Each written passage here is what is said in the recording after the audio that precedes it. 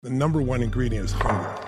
If somebody's got a hunger that doesn't go away, not a hunger to lose some weight for the summer, I'm talking about hunger to be more, to do more, to create more, to become something, to give something that matters. That kind of hunger that doesn't go away, that's what you see in I'm sure you know Richard Branson. He's a good friend, Richard is 74 years old and he has the same hunger as he did when he was 16 starting Virgin in a crypt. You know what I mean? That's there. Anybody who has that component that's alive in them is going to succeed. And hunger, though, usually comes from not having things go so well. I mean, I come from an environment where I had 4 different fathers, and the common denominator I thought at that stage was lack of money because we had no money for food. But, someone was interviewing me the other day. I just announced, I started out early on when I was 11 years old. I had people come to my house on Thanksgiving. We had no money and no food. No food. We had crackers and peanut butter. That's what we would have had. But, Thanksgiving, everybody's having a big feast, so it really makes it pretty daunting. And my parents were saying things to each other that you can never take back. And I have a younger brother, 5 years younger sister, 7 years younger, and I'm trying to make sure they don't hear this. And this knock comes to the door. And I open the door, and there's this tall guy holding 2 giant bags of groceries. And then on the floor, on the ground, he had this uncooked frozen turkey in a pan that he'd obviously carried up there first. And he said, "Is your father home?" And I'm like, "Just one moment," right? And so I run to get my dad. They're screaming at each other. I said, "The door's for you." He goes, "You answer it." I said, "I answered. He has to speak to you." "Who is it?" "I don't know." And I'm just as a little boy, right, 11 years old, just like waiting to see his face, thinking it's going to be the happiest moment in our lives. And my dad opened the door, and he was not a happy man. He said, "We don't take charity." And he just went to slam the door in the guy's face. And the guy had, leaned in slightly, so it hit his shoulder and bounced off. And that made my dad even more frustrated. And he said, Sir, I said, "I'm just the delivery guy. Everybody has tough times, and somebody knows you're having tough times, and they want you to have a great Thanksgiving with your family." And my father said, "We don't take charity," and went to do it again. And this time the guy, because he leaned in, his foot now got there, and his foot hit the door, and it bounced open. My dad's getting madder. And then the guy saw my father and saw me, and he said something. I thought my father was going to punch him in the face. He said, "Sir," he said, "don't make your family suffer because of your ego." And I could still see the veins on the side of my father's face, neck. I thought for sure he was going to punch him. And he took the food, didn't say anything, threw it on the table, and slammed the door, and never said thank you. And I tell you that story because it changed my life. Because I believe I didn't know it then. I figured it out later because I had to. My father left our family about 2 weeks after that. And to me, he had 4 fathers, but he's the one who adopted me. He's the one whose name I carry. He's the one I love the most, quite frankly, I had the most time with. It's the most inspirational for me. But he left. And why did he leave? Because there's 3 decisions we make every moment of our lives. The first decision we're making is, what are we going to focus on? Right now, there's millions of things we could focus on. People listening could be focused on what they're doing, what we're saying, whether it matters or not, a million things, right? But we only focus on a small band of things. And whatever we focus on, we experience in life. And so the first decision, what to focus on, I know what he focused on. He focused on that he had not fed his family because he kept saying it. But then the second decision you make, as soon as you focus on something, is you give it a meaning. Is this the end of the beginning? If you think it's the end of a relationship, you're going to behave very different than the beginning. Is this person dissing me? Are they challenging me? Are they coaching me? Or are they actually loving me? Whatever meaning you create produces emotion, and those emotions control your third decision, which is, what are you going to do? And I tell you that because he focused on, didn't feed his family. The worst part was the meaning.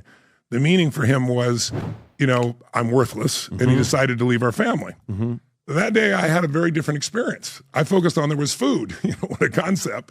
But then secondly, the meaning is what changed my life. It's why I'm sitting here right now. The meaning I got was, wow, strangers care. My father always said, we grew up in an environment on the other side of the tracks, quite literally. And, I thought it was a wealthy community. It was a lower middle class community, but compared to us, they were wealthy. And my dad would always say, no one cares. And it's like, I had evidence that someone cared so much, and they didn't even want credit. They fed my family. And so it's like, if strangers care about me and my family, I'm going to care about strangers. And I made a decision right then at 11 years old, I'm going to feed people when I get older. And so when I was 17, I fed 2 families, and it was so emotionally rewarding. Then I went to 4 and 8, then I got to 1 million. Then I got to 4 million, 2 million from my foundation, 2 million from me. And then in the last 10 years, about 8 years or 10 years ago I started, it took me 8 years, I said, I'm going to provide 1 billion meals here in the United States. And we did that in 8 years, I'm proud to be, 100 million meals a year. I did it through Feeding America as my partner. And so I decided, I met with the head of the food program for the UN. So he and I joined together and created 100 billion meals. I said, how many do we need to bridge the gap? He said about 70 billion. I said, let's do 100 billion meals in 10 years. I did a billion. I wasn't a billionaire when I started. I said, so I've grown, obviously, to make that happen. But all we need is 99 people like me, and we can do this, right? And so we went out to do it, and we announced a few days ago, we hit 30 billion meals already in the first 2 years. Most people thought it would be totally impossible. So we're going to make that happen. But here's what I wanted you to get. If I was a well-fed child, do you think I'd be working this hard? I know, I'm proud to be a good human being. I believe I'm a good human being, but I don't think I would have that same drive. So I think hunger often comes from having gone through enough pain. Like, I've suffered enough. I don't want somebody else to suffer. So what do you say to the kid that right now is Tony, okay? They have access to YouTube. They're watching this, right? And they're going through it. Because for us now, I'm 46. You've been around. You've done your part. We are now out of it. When you were in it, how were you coping with that pain? For me, it was sports, it was bodybuilding. What was your coping mechanism at that time? We didn't know how to have a lot of money. Yeah, sports was a big piece, but for me, it was books. I decided to take a speed reading course when I was 15 years old, and I was going to read a book a day, and I didn't do that. But I read 700 books in 7 years, all in the area of human development, psychology, physiology. Pre-18. Pre-18. Well, over 7 years, so starting at that time. Got it. And what it was I just got obsessed with wanting to know answers, because early on, for example, I was really small in high school and junior high school. I was 5'1" my sophomore year in high school. I'm 6'7" now.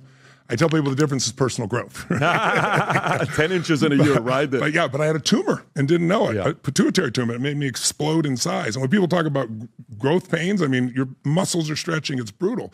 But the point is, as I went through that process, I found myself in a place where books where I could go to another world. I could read Emerson's essays and I could feel that sense of autonomy and freedom. I could read Man's Search for Meaning and say, no matter what you went through, this guy went through, Auschwitz and survived and turned things around. How can I make my life work? And so, especially biographies, because when you read a biography, not an autobiography, but a biography written by the actual author, you're thinking their thoughts.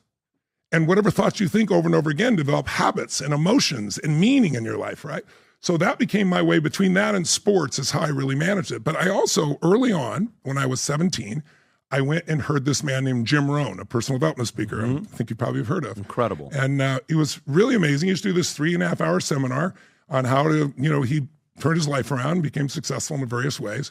And I was working for this gentleman. I was in high school, and I was, got my little growth spurt. And so the guy's like, he was successful flipping houses. And my family said, he used to be such a loser, my father said. Now he's so successful. And so one day he called and said, listen, your son looked to make some extra money. And I was always doing that. We were poor. I had to help support the family. So I had 2 jobs working as a janitor. I was like, yeah, I'll work on the weekend there. Let's do it. So I'm moving all the stuff, but I had a goal. I really want to know how he became so successful. Because my idea of success then is when you're poor is like you've done well in achievement. You've done well in economics, finance. And so one day he took me to lunch. He goes, you're such a hard worker. I'm taking you to lunch. And so he asked me a bunch of questions. I said, I want to ask you some questions. He said, what do you want to know? I said, well, my father said you used to be such a loser and now you're so successful. I wasn't trying to be negative. As a kid, you don't think, right?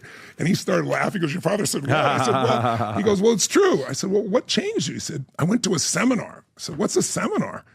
He said, this man comes and he takes 20, 30 years of his life and he crunches that down to like 3.5 hours and shows you the shortcuts to make your life as successful as it could be. I said, well, I'd like to go to that. He said, I think you should. I said, well, how much is it? And he said, $35, $250 in today's dollars. But for me, I'm making $40 a week as a janitor, so it's a week's worth of pay. And I said, well, can you get me in? He said, sure. I said, well, will you? And he said, no. I said, why not? He goes, you won't value it if you don't pay for it. And I go, look, man, I'm making $40 a week. That's a week's pay. He goes, okay, well, figure it out on your own. Take 10 or 20 years and figure it on your own if you want to do that, or learn faster through this and make the investment in yourself. So it was like, to me, the biggest decision of my life at that point, it felt like, because it's like a week's pay. I mean, and I went to that seminar and I took notes like a crazy person. And I was finishing some of Jim Rohn's statements because I read all these books. So it's like, I recognized them. I was like this wild person in the middle of the event. And afterwards, I went up and I thought, I'm gonna change the world. I'm 17 years old. I'm gonna run for president. First I'll run for Senate. Before that, I'll do Congress. Before that, I'll do local state assembly. I thought that how I'd serve most. And then I'll start by my high school. I'll run for my student body president of my high school. And I was not the most popular kid in school at all. And I did it in a real campaign. I went and talked to all the groups and found out what they wanted and told them the truth, what could be done and what I thought couldn't be done. And I won. I beat the most popular kid in school. And so that taught me that if you're real and raw and you truly serve, Popularity doesn't matter. You'll get through to people. And it was a marker in my life to make those things happen. But all of these situations stacked. And then I was so involved in personal development, and I really wanted to learn how to do more. And I finally got a chance to go to work for Jim Rohn at 17 years old. And my mom kicked out my father. He went back east, and on Christmas Eve, she kicked me out. And she kept my 1968 Volkswagen. I'd worked $40 a week to earn. And I slept on the hill one night. It was raining. And then the next day, I was like, I can't stay in the rain. I went to this girlfriend's house, a girl that was a friend, not a girlfriend. And they let me stay in their, their little, washing machine room. And then I took the little money I had, and I took these buses, and I bought a book. I went to Claremont, California. It was about 15 miles away. And I bought this book at this bookstore called The Magic of Believing by Claude M. Bristol. And it talked about how to program your mind. And I was writing on the mirror in the laundry room all my goals. And I made these posters that only a idiot gets depressed, only a loser gets depressed. It's not true, but that was my way of leveraging myself, right? And I started to make these changes. And then I tried to go to work for Jim Rohn, and it was Christmas, so I had to keep working as a janitor. And what changed my life was finding that part that's inside of all of us that will not give up. And I was taking buses now, because I had no car, to go to San Marino, California. It was about an 18-mile place, but the number of buses you had to take took about almost 2 hours, 90 minutes to 2 hours. I go clean the banks because I could do 2 banks. I wasn't paid by the hour, it's by performance, and I could do an amazing job. And I left notes for people as if I was there. I was so connected. 2 a.m. I was on that bus to get home, and 3:30 a.m. or 4, I was going to bed and getting up 4 hours later to go to school and be student body president. And I was burning out, but one night I got to the bus stop on time, made it there at 2 a.m., no bus, 2:15, no bus, 2:30, no bus, 2:45, no bus. I had no one call. I'm 17 miles from home at least, right? Like, what am I going to do? And then all of a sudden a car pulls up, rolls down the window, goes, "Hey, bud, didn't you see there's a bus strike? There's no buses coming." Oh, you got to be kidding me. No. And so I was like, what am I going to do? And what am I going to do? And I was like, I'm going to run home. I am going to run the entire way. And my first starting out was just rage. It was like, I'll show her, my mom, for kicking me out. We're super close. No, she's passed away, but we weren't at that time, as you might guess. But anger only gets you so far. It's a fuel that burns out very quickly. So I started thinking about those books and programming your mind. I started doing these, not just affirmations where you go, I'm happy, but where you shout it, you engage your body, and I was running, going every day and every way, I'm getting stronger and stronger. And I do that. And I'd change the word every day and every stronger and stronger. And then I do that for 20 minutes. And then I do healthier. And then I do happier. And I ran 16 of the 17 miles. Last mile I walked. And it changed my life forever. To this day, that source of energy, that source of strength, that source of that I'll push through is a part of who I am. But it usually comes from challenge. If you look at the history of the world, good times create weak people. They're not bad people. They just have never been challenged. It's like a muscle. You're a bodybuilder. I built my body. You don't get it by taking something light. You do something unbelievably difficult. And you're going to do 10 curls and you can barely do 10 curls. That 12 is where all the growth is, right? So I had these experiences that challenged me so strongly, and I met the challenge, and it changed my sense of identity about who I was and what I was capable of. And then I couldn't help but spread that. I lost 30 pounds and helped my friends lose 30 pounds, and they started getting girls. And then I got addicted to knowing the answers, like being able to give people the answer to anything, their body, their emotions, their relationships. And so that obsession still continues to this day. And I've been doing this 48 years.